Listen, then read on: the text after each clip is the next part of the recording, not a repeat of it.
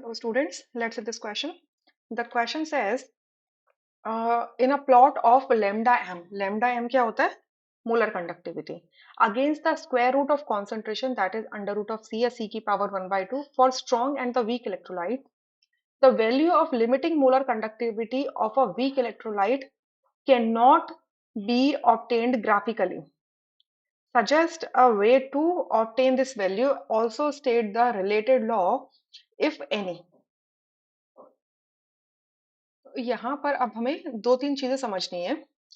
पहला आपका है limiting molar conductivity. Molar conductivity का मतलब क्या होता है कि जब आप कंडक्टेंस निकालते हो, मोलर कंडक्टिविटी को एक बार थोड़ा सा समझ लेते हैं। Molar conductivity of solution at a given concentration, मतलब किसी भी एक सोल्यूशन का जो भी कॉन्सेंट्रेशन आपको गिवन है, उसकी मोलर कंडक्टिविटी का मतलब है कि it is the conductance of a of the volume V of the solution containing 1 mole of the electrolyte uh, kept between two electrodes with area of cross section A and distance of unit length. ठीक है, तो यहां से एक चीज समझ लेते हैं कि क्या होगा। यहां से हम एक चीज समझते हैं कि यहां से हम क्या समझ सकते हैं यहां से कि आपका जो लिमिटिंग मोलर कंडक्टिविटी है, वो आपका पर यूनिट वॉल्यूम जब आप लेते हो, तो उस वॉल्यूम के अंदर जो एक मोल इलेक्ट्रोलाइट प्रेजेंट होता है, उसकी कंडक्टेंस आप निकालते हो, उसी को हम मोलर कंडक्टिविटी कहते हैं। ठीक है, 1 मोल ऑफ इलेक्ट्रोलाइट लेते हैं, इसके अंदर नंबर ऑफ पार्टिकल्स नहीं लेते, नंबर ऑफ पार्टिकल्स नहीं ले रहे, राइट, इसके अंदर ले रहे हैं 1 mole of electrolyte. Clear, complete 1 mole of electrolyte. So ये होती है आपकी molar conductivity. So molar conductivity का कॉन्सेंट्रेशन के साथ में इनवर्सली प्रोपोर्शनल का रिलेशन होता है। ठीक है, मतलब आप कॉन्सेंट्रेशन को डिक्रीज करोगे, मतलब डाइल्यूशन करोगे, कॉन्सेंट्रेशन डिक्रीज होगी, तो मोलर कंडक्टिविटी इंक्रीज होगी। ठीक है, सो ये जो ग्राफ हम प्लॉट करते हैं, किसका?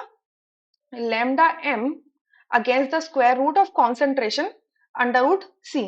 तो इसके अंदर ये जो ग्राफ होता है, इसकी इक्वेशन क्या होती है? Lambda M versus under root C का जो ग्राफ करते हैं, तो इसके लिए एक ऑब्टेन करी गई है equation, that is lambda M is equals to lambda M not minus A under root C. ठीक है, तो अगर इसे वाई एक्सिस पे लेते हो, तो ये हो गया इंटरसेप्ट सी, और ये हो गया स्लोप, और ये हो गया आपका वाई एक्स एक्सिस पे, राइट। तो आपका ग्राफ इस तरीके से देखने के लिए मिलता है। ये हो गया अंडर रूट सी, ये हो गया लैम्डा एम। ठीक है, तो अगर मैं स्ट्रॉन्ग इलेक्ट्रोलाइट्स की बात करूं, तो स्ट्रॉन्ग इलेक्ट्रोलाइट्स के लिए ग्राफ ऐसा होता है, मतलब कॉन्सेंट्रेशन अगर इंक्रीज हो रही है, तो लैम्डा एम की वैल्यू डिक्रीज हो रही है। देखो, कॉन्सेंट्रेशन अगर इंक्रीज करोगे तो लैम्डा एम डिक्रीज होगा। ये किसके लिए? Strong electrolytes. मैंने स्ट्रॉन्ग इलेक्ट्रोलाइट्स लिख दिया। ठीक है, बट अगर मैं वही वीक इलेक्ट्रोलाइट्स ले लूं, तो वीक इलेक्ट्रोलाइट्स में आप क्या देखोगे इस तरीके से, कि अगर आप कॉन्सेंट्रेशन को इंक्रीज कर रहे हो, तो लैम्डा एम की वैल्यू सडनली डिक्रीज हो रही है। या ये बोल रहे हो कि डाइल्यूशन को अगर इंक्रीज कर रहे हो, अगर कॉन्सेंट्रेशन यहाँ से यहाँ मूव कर रहा है, लेफ्ट में जा रहे हो आप, डाइल्यूशन कर रहे हो, कॉन्सेंट्रेशन नियरली जीरो अप्रोच कर रही है, तो सडनली इंक्रीज देखते हो आप लैम्डा एम के अंदर। ठीक है, और जब भी इन ग्राफ्स को, ये आपका किसके लिए? वीक इलेक्ट्रोलाइट के लिए। जब भी आप इन ग्राफ्स को एक्स्ट्रापोलेट कर देते हो, तो आपको लैम्डा एम नॉट की वैल्यू भी मिल जाती है, और स्लोप आपका नेगेटिव आता है, तो ए की वैल्यू मिल जाती है। ठीक है, तो स्लोप की वैल्यू डिफरेंट इलेक्ट्रोलाइट्स के लिए, मतलब इलेक्ट्रोलाइट्स पर डिपेंड करती है कि इलेक्ट्रोलाइट्स का चार्ज क्या है, किस टेम्परेचर पे ले रहे हो, क्या सॉल्वेंट ले रहे हो। तो अगर जितने भी पर्टिकुलर टाइप के इलेक्ट्रोलाइट्स होते हैं, एक सर्टेन टाइप के इलेक्ट्रोलाइट्स होते हैं, उनके लिए सेम स्लोप की वैल्यू आती है, ए वैल्यू सेम आती है। ठीक है, तो स्ट्रॉन्ग इलेक्ट्रोलाइट्स के लिए तो लैम्डा एम की वैल्यू निकालना बहुत आसान है, क्योंकि आप एक्स्ट्रापोलेट करोगे और निकाल लोगे। ठीक है, यहाँ पे आपको कट मिल जाएगा। बट वीक इलेक्ट्रोलाइट्स का क्या देखा गया है कि कॉन्सेंट्रेशन जितना डिक्रीज करोगे ना, लैम्डा एम की वैल्यू इंक्रीज हो जाएगी।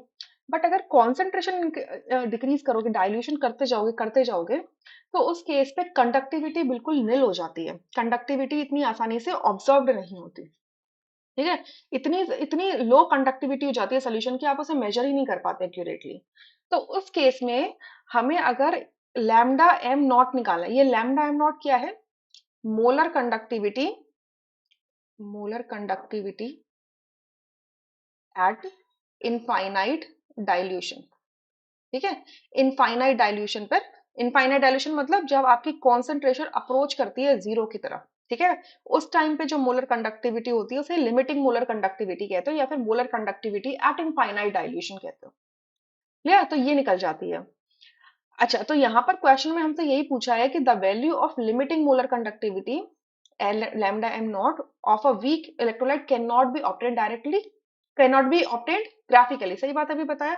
अब इसको निकालने का तरीका क्या है? इसको जो हम निकालने का तरीका है वो हम यूज करते हैं, हम करते हैं use Kohlrausch law. I hope मैंने कॉलराश की स्पेलिंग सही लिखी होगी, KOHLRAUSCH, RAUSCH, Kohlrausch law of independent migration of ions, इसके थ्रू हम निकालते हैं। अब ये जो कॉलराश लॉ है ये क्या कहता है? ये कहता है कि आपका कोई इलेक्ट्रोलाइट है, ठीक है, और स्पेशली ये जो आपका कॉलराश लॉ है स्ट्रॉन्ग इलेक्ट्रोलाइट्स के लिए ज्यादा एप्लीकेबल होता है, क्योंकि स्ट्रॉन्ग इलेक्ट्रोलाइट सोल्यूशन में कंप्लीटली डिसोसिएट करते हैं, ठीक है। तो ये क्या कहता है कि आपका कोई स्ट्रॉन्ग इलेक्ट्रोलाइट है, लेट्स से कि आपका NaCl है। ये NaCl मतलब आप इस तरीके से ले लो, NaCl की जगह दूसरा ले लो, ठीक है, CaCl2 ले लो फॉर नाउ। ये सोल्यूशन में जाएगा तो Ca2 पॉजिटिव कैटाइन देगा और 2 क्लोराइड आयंस देगा, ठीक है।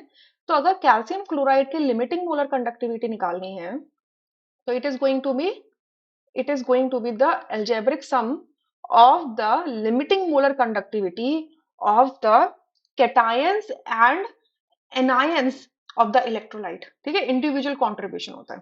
सो ये हो जाएगा lambda naught M of calcium ion. अब कैल्शियम आयन कितने? एक ही है तो एक रहेगा, बट क्लोराइड आयन कितने हैं? दो हैं, तो 2 into lambda M not of chloride ion, ठीक है, ये होता है। तो अब इस कॉलराश लॉ को यूज करके हम क्या कर सकते हैं? वीक इलेक्ट्रोलाइट्स के लिए भी लिमिटिंग मोलर कंडक्टिविटी निकाल सकते हैं। अब लेट्स से कि कोई आपका वीक इलेक्ट्रोलाइट है, आपका कोई वीक इलेक्ट्रोलाइट, आप एसिटिक एसिड ले लो, ठीक है। लैम्डा नॉट एम निकालना है किसके लिए? एसिटिक एसिड के लिए। मैं शॉर्ट में एसिटिक एसिड को कैसे लिख सकती हूँ? HAC लिख सकती हूँ, ठीक है। अच्छा, तो HAC मतलब मुझे केटायन H पॉजिटिव चाहिए और एनायन एसिटेट चाहिए। तो मैं ऐसे दो सॉल्ट्स क्या ले लूं? मैं ऐसे दो सॉल्ट्स कैसे ले लूं? मैं ले लूं कि यहाँ से आपका मतलब दो क्या, तीन सॉल्ट मुझे रिक्वायर्ड रहेंगे अगर मुझे लिमिटिंग मोलर कंडक्टिविटी निकालनी है एसिटिक एसिड के लिए। तो मैं यहाँ से लूंगी HCl ले लो। देखो, HCl ले लो, एक स्ट्रॉन्ग इलेक्ट्रोलाइट है, ठीक है। HCl से आपका H पॉजिटिव मिल जाएगा, ठीक है। दूसरा आप क्या ले लो? सोडियम एसिटेट का सॉल्ट ले लो, लैम्डा नॉट एम, ये भी स्ट्रॉन्ग इलेक्ट्रोलाइट है, NaA से, ठीक है। तो यहाँ से मुझे इन दोनों सॉल्ट्स को अगर मैं ऐड कर दूं तो H पॉजिटिव मिल जाएगा एंड एसिटेट एनायन मिल जाएगा। बट अब इस सोल्यूशन के अंदर क्लोराइड भी होगा और सोडियम कैटायन भी होगा, उनको माइनस करना है, तो उनकी मोलर कंडक्टिविटी को माइनस कर दो, lambda naught M of NaCl कर दो। तो आप देख रहे हो कि आप तीन डिफरेंट इलेक्ट्रोलाइट्स को इस तरीके से यूज कर रहे हो कि आपको अपना एक वीक इलेक्ट्रोलाइट की लिमिटिंग मोलर कंडक्टिविटी मिल जाती है। So this is the indirect way to find out the limiting molar conductivity of the weak electrolytes. I hope you understood this question really very well. Thank you.